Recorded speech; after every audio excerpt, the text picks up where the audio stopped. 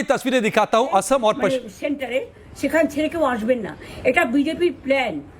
প্রথম 2-3 রাউন্ডে আমি কালকে থেকেই বলছি যে ওদেরগুলো আগে দেখাবে, আমাদেরগুলো পরে দেখাবে।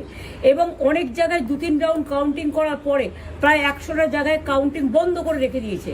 এবং কল্যাণীতে ধরা পড়েছে 7টা মেশিন, যেখানে কোনো মিল নেই।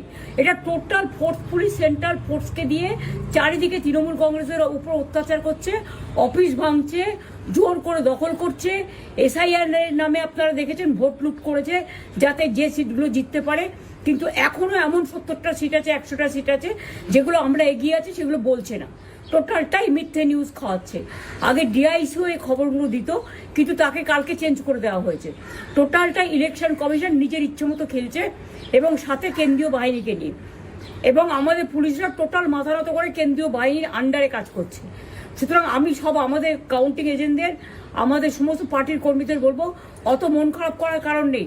আমি বলেছিলাম সূর্যাস্তের পরে আপনারা জিতবেন। 3 রাউন্ড 4 রাউন্ড কাউন্ট হলেও এটা 14 রাউন্ড থেকে 18 রাউন্ড কাউন্ট হয়, তখন আপনারা জিতবেন। Wait and see, watch. আমরা সবাই আপনাদের সাথে আছি, আপনারা কেউ ভয় পাবেন না, নিশ্চিন্তে থাকুন। আবার বাঘের বাচ্চার মতো লড়াই করে যাবেন। पहला रिएक्शन